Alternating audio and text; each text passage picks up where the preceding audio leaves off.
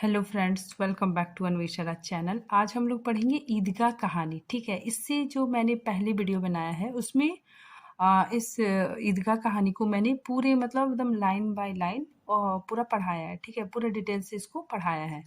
तो इस कहानी का हम लोग महत्वपूर्ण प्रश्नों को देखेंगे। ठीक है, अगर आप इसका जो पीडीएफ है, अगर आप चाहते हैं तो हमारे टेलीग्राम चैनल से जुड़ सकते हैं। ठीक है, चलिए अब हम लोग देखते हैं ईदगाह कहानी के महत्वपूर्ण प्रश्नों को। ठीक है, चलिए स्टार्ट करते हैं। नंबर 1, ईदगाह कहानी किसकी रचना है? तो प्रेमचंद जी का। ठीक है, नेक्स्ट देखिए, ईदगाह कहानी मानसरोवर के प्रथम अंक में कब प्रकाशित हुआ?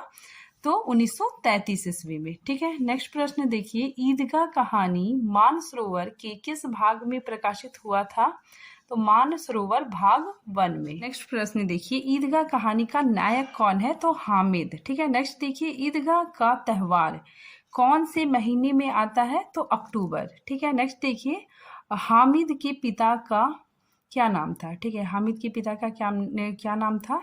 तो आमिद। ठीक है, फिर देखिए, हामिद की दादी का क्या नाम था? तो अमीना। नेक्स्ट प्रश्न देखिए, ईदगाह कहानी किस पर आधारित है? तो बाल मनोविज्ञान पर। ठीक है, नेक्स्ट देखिए, हामिद के पिता की मृत्यु कैसे हुई? तो हामिद के पिता की मृत्यु कैसे हुई थी? हेजे। ठीक है, हेजे बीमारी से हुई थी। ठीक है, फिर नेक्स्ट प्रश्न देखिए, हामिद की उम्र क्या थी? तो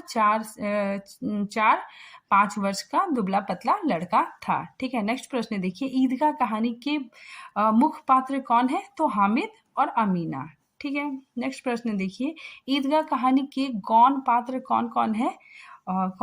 ईदगाह कहानी के गौण पात्र कौन कौन है? देखिए, मोहसिन, ठीक है, महमूद, नूरे, सम्मी और चौधरी साहब। ठीक है, नेक्स्ट देखिए, हामिद के गांव में ईदगाह कितनी दूरी पे था? तो 3 कोस की दूरी पे था। ठीक है, नेक्स्ट प्रश्न देखिए, रमजान के कितने रोजों के बाद ईद आई?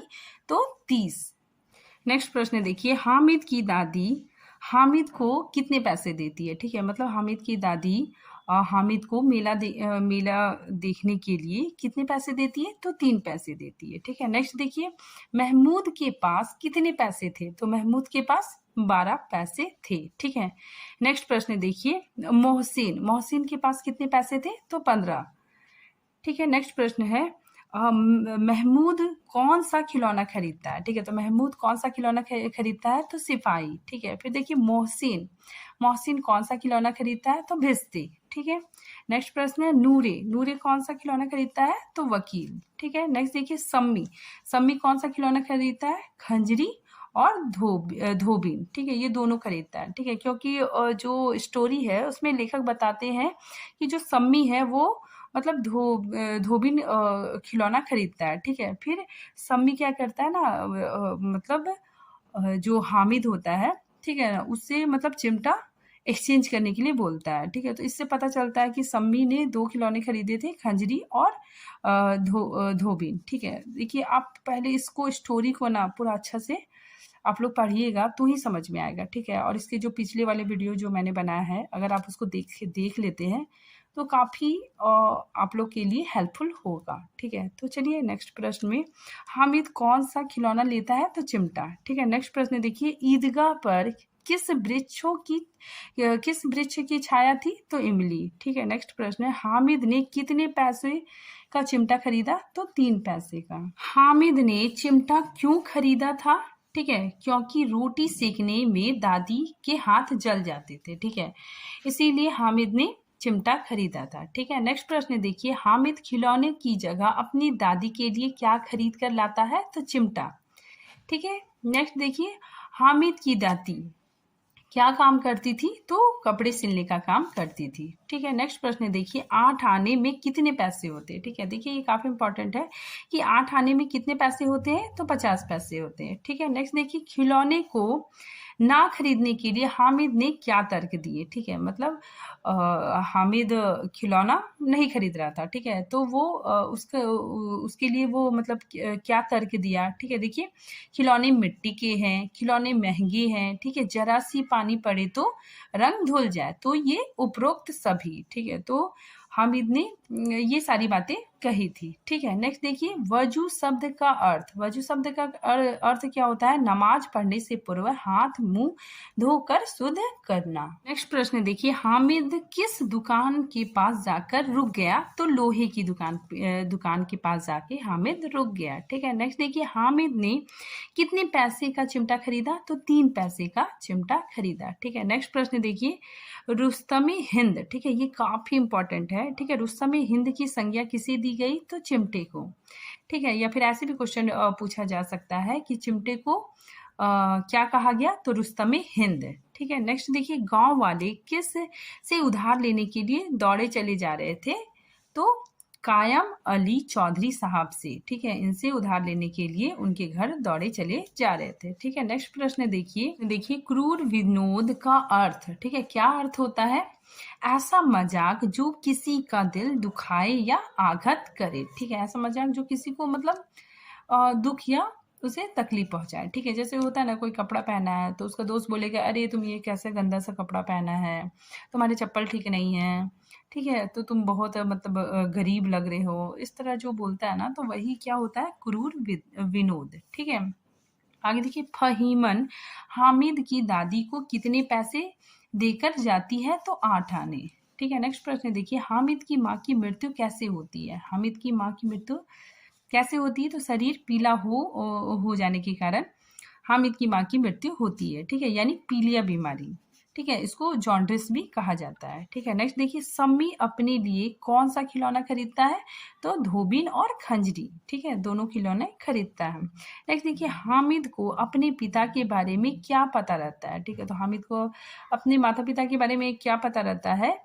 कि उसके पिता रुपए कमाने गए हैं और उनकी अम्मा अल्लाह मियाँ से ढेर सारी खिलौने लेके आएंगी। नेक्स्ट प्रश्न देखिए बच्चे की जेबों में क्या भरा हुआ था? तो खजाना। ठीक है, मतलब बच्चों के जेब में पैसे थे लेकिन लेखक ने खजाना करके संबोधित किया है। ठीक है ना, तो लेखक कहानी में बोलते हैं कि बच्चों के जेब में मानो कुबेर का खजाना है। ठीक है, वो क्या करते हैं मतलब बार बार उसको अपने पैसों को निकालते हैं, गिनते हैं, फिर रखते हैं। ठीक है, तो बच्चों की जेबों में क्या भरा हुआ था? तो खजाना। ठीक है, नेक्स्ट देखिए मुंशी प्रेमचंद जी की मृत्यु कब हुई थी? तो 8 अक्टूबर 1936 में। ठीक है, नेक्स्ट प्रश्न देखिए हामिद के चिमटे से कौन प्रभावित होकर अपना खिलौना बदलना चाहता था? तो सम्मी। ठीक है, नेक्स्ट प्रश्न है हामिद की दादी के अठन्नी बचाने की तुलना किससे की गई है? तो उनके ईमान से। ठीक है, तो जो स्टोरी है उसमें कहा गया है कि उस अठन्नी को ईमान की तरह बचाती चली आई थी। ठीक है, बचाती चली कौन आई थी? हामिद की दादी। ठीक है, नेक्स्ट प्रश्न देखिए मोहसिन मेले में कौन सी मिठाई खरीदता है? तो रेवड़ियाँ। ठीक है, नेक्स्ट प्रश्न है ईदगाह कहानी में रुस्तमे हिंद। ठीक है, रुस्तमे हिंद किसे कहा गया है? तो हामिद की चिमटे को कहा गया है। ठीक है, नेक्स्ट प्रश्न है दुकानदार ने हामिद को पहली बार चिमटे की कीमत कितनी बताई थी? तो 6 पैसे। ठीक है, नेक्स्ट देखिए आग में बहादुर ही कूदते हैं, ये कथन किसका है? तो हामिद का। नेक्स्ट प्रश्न देखिए हामिद के दोस्तों का नाम क्या था? तो नूरे, महमूद, मोहसिन और सम्मी। ठीक है, नेक्स्ट प्रश्न है झूला झूलने के लिए कितने पैसे देने पड़ रहे थे? तो 1 पैसे। 1 पैसे में मतलब झूला झूल सकते हैं। ठीक है, नेक्स्ट देखिए ईद के समय लोगों के वस्त्र कैसे थे? तो नए और भड़कीले थे। ठीक है, नेक्स्ट देखिए ईदगाह किसको कहते हैं? ठीक है, ईदगाह मतलब ईदगाह किसे कहा जाता है? ठीक है, जहाँ ईद की नमाज पढ़ी जाती है उस स्थान को ईदगाह कहते हैं। ठीक है, नेक्स्ट देखिए रेवड़ी दिखाकर हामिद को कौन चिढ़ाता है? तो मोहसिन। ठीक है, नेक्स्ट प्रश्न देखिए ईदगाह कहानी की मुख्य विशेषता क्या है? ठीक है, तो ये से कहानी की मुख्य विशेषता क्या है देखिए अभाव एवं चुनौतियां बच्चे को परिपक्व बनाती है। ठीक है, मतलब अभाव और चुनौती के कारण जो हामिद है वो मतलब परिपक्व हो जाता है। ठीक है, मतलब वो बड़ों के जैसा सोचता है। ठीक है, नेक्स्ट प्रश्न देखिए ईद के मुहर्रम हो जाने का अर्थ क्या है? ठीक है, मतलब ईद का मुहर्रम हो जाने का अर्थ क्या है? खुशी का त्यौहार मातम में बदलना। ठीक है, नेक्स्ट प्रश्न देखिए गांव में जो मंडली ईदगाह तक गई थी, वो गांव कितने बजे पहुंची? तो 11 बजे। नेक्स्ट प्रश्न देखिए, मुहर्रम किस तरह का त्योहार है? तो गम का। नेक्स्ट प्रश्न देखिए, कैसा जीवन बाल मन को वयस्क की तरह बनाता है? तो अभावग्रस्त। ठीक है, तो इसमें क्वेश्चन पूछा जा रहा है कि कैसा जीवन जो बाल मन है, ठीक है, छोटे से बच्चे का मन है, वो वयस्क, वयस्क मतलब समझदार आदमी या फिर बड़ा आदमी की तरह बनाता है, तो अभावग्रस्त। ठीक है, नेक्स्ट प्रश्न देखिए, मेरे मामू एक थाने में कांस्टेबल हैं, ठीक है, 20 रुपए महीने कमाते हैं, ठीक है, लेकिन 50 रुपए महीने घर भेजते हैं। ठीक है, तो इस वाक्य में किस और संकेत किया गया है? तो भ्रष्टाचार की ओर संकेत किया गया है। ठीक है, नेक्स्ट प्रश्न देखिए, दुआ को लिए फिरते हो, उल्टे मार ना पड़े, अम्मा जरूर कहेंगी कि मेले में यही मिट्टी के खिलौने मिले थे।